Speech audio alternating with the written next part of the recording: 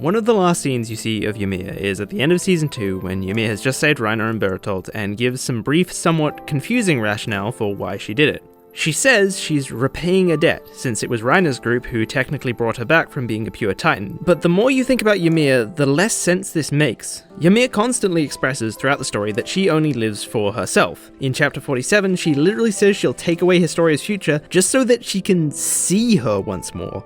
And in her backstory in episode 35, she promises that she'll be honest with herself after she tried to lie to protect other people. So it seems weird for her to ominously declare that being a goddess doesn't feel so bad either, a reference to the time she pretended to be of the blood of the founder and tried to sacrifice herself for other people. Although, given what we now know about the founder, it's kinda interesting that Ymir the character takes action seemingly completely against her will. But even Historia herself is equally confused. She said we'd live our lives for our own sake, but after her own personal arc, she's much more at peace with it, so what happened?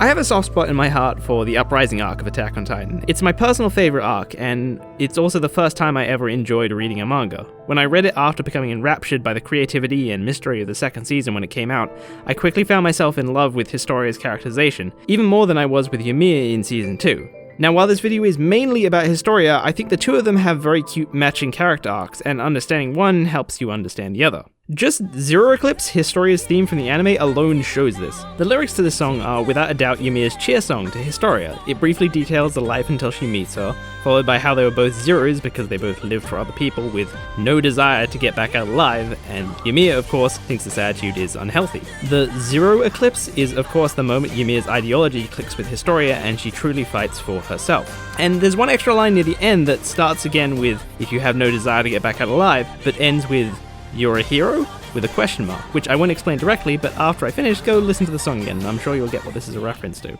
So, Historia's character arc is amazing. I think she's easily has the strongest character moment in the series, but part of making that work is the build-up. As part of her deal with Ymir, she agrees to tell her real name, and while she partially expresses Ymir's mentality after this, when Ymir leaves and Historia feels betrayed, she loses her will and understanding of Ymir, and she's yet again to truly grasp the ideology she's inheriting from Ymir. But she's still honest with that fact about herself, and she even admits that she simply doesn't care about her comrades. A lot of her upbringing has conditioned her into thinking that being this honest with people is a bad thing, but Eren says that he likes this version of her, and this is very important to her change of state, as it's the first time she builds a connection with someone other than Ymir, but we'll get to that in a second. The other big part of the build-up is that while she's good at being honest, when it comes to actions like taking responsibility, she quickly crumbles. One of the big changes from the manga is that Levi basically bullies her into becoming queen very early on in the arc, but in the anime, he asks her after she's gone through her development. Personally, while I think the anime is more streamlined, I like the slow burn of the manga because the contrast between how Historia crumbles here and her triumphant rise to the throne before punching Levi is so much more satisfying. In the manga, it's actually the Reeves boss who tells her to punch him when she's queen, not Mikasa. He says that Levi's not a bad guy, but he has a job he has to do, and this is the only way. There's no other option. For humanity's sake, Historia must accept the role of queen. But this line about punching Levi is, I think, something incredibly symbolic to her. But not yet. In the manga, she's yet to realize why she wants to make this promise with herself to go through with it. When you finally get to the chapel underground with Rod Race, Historia, and Eren, Historia is pushed all the way back into her shell. She's been emotionally manipulated by her father's love, pushed around by the Survey Corps into a job she doesn't want, and yet again, she's been lumped with another job of doing something she doesn't want to do. This time, eating Eren. A lot of this segment is back and forth between Kenny, Rod, and Historia's memories, trying to convince her of the truth of the situation, but the whole irony of this scene is that all of this rationale is utterly meaningless to her. Historia's final decision is one of pure emotion. Even when Historia demands her father tell her if royalty is controlled by the First King's ideology, he admits it and says since the First King had ultimate power to destroy the world, all the memories, and wanted peace for his people, all they can do is put faith in that god. And Historia believes him. Yes, all we can do is pray.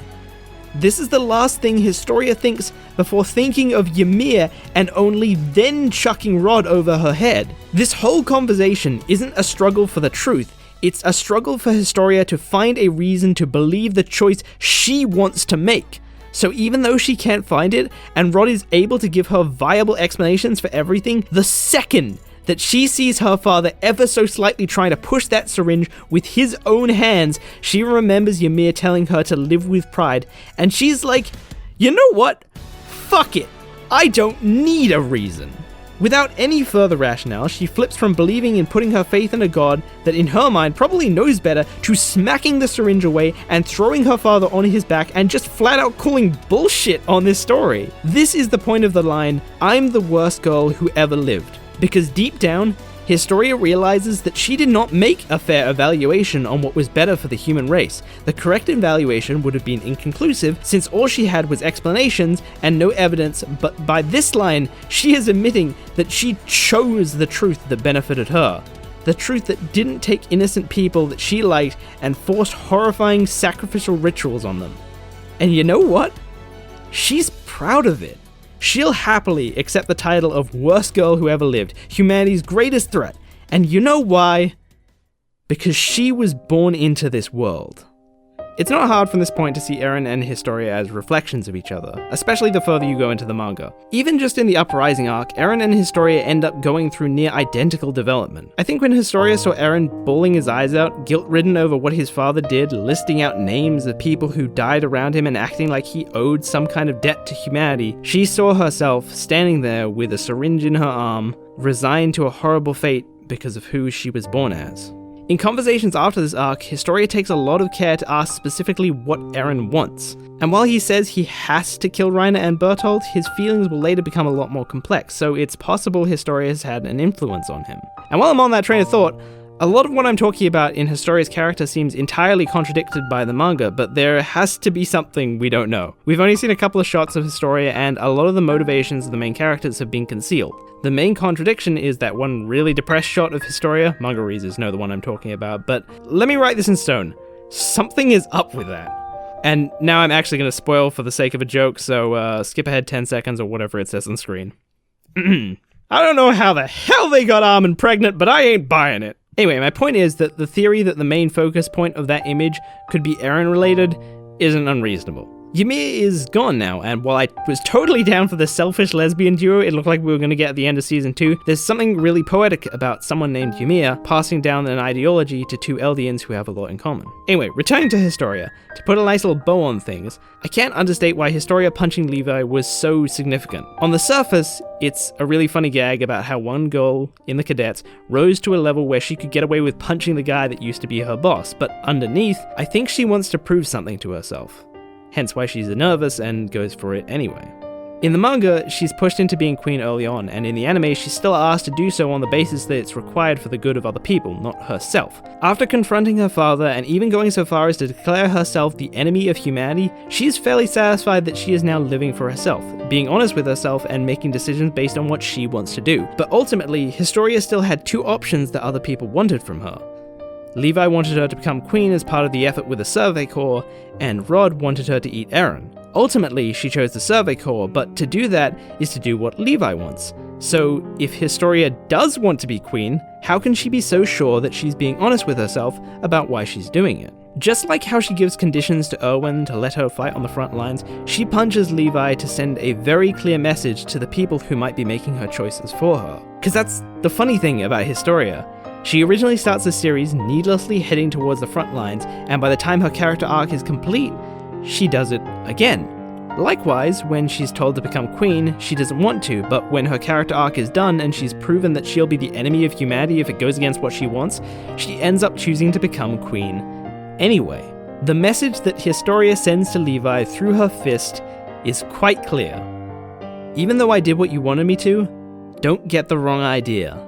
I made this choice myself, and I am very much in control. When Historia has her first real conversation with Eren back in chapter 54, Historia tells Eren that despite her upbringing of constantly, selflessly caring for others, she has no feelings or care for anyone.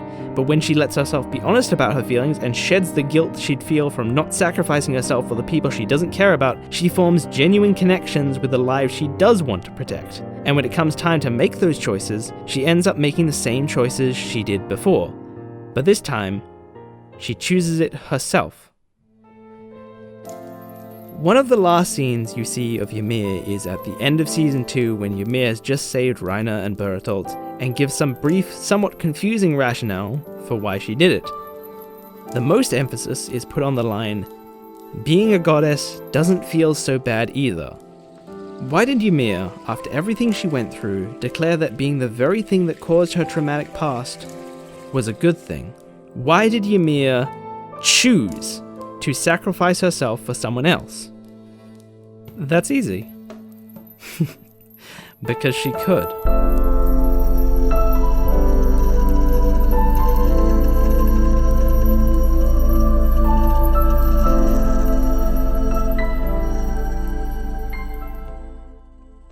Hey, thanks for watching the video. I put a lot of work into this one, but so did my editor and my artist, so go check them out. Caribou is a really good YouTuber with crazy editing skills. He's like an expert on like old and niche stuff in anime, but that makes it hard for him to get subs since he tends to not cover anything popular, so check him out. Here's a video he did on Mamoru Hosoda's TV directed anime. And my thumbnail artist, Faye, did this beautiful picture. She and I might be doing a webcomic soon too, so follow her Twitter if you've ever been curious to see me take the plunge into actually original stories. That made it sound like I'm saying that Attack on Titan isn't original. I mean, like, you know what I mean. Also, she's the one who did the sketches in the D&D video, and I credited my other artist out of habit, because I'm a fucking idiot. Okay, bye!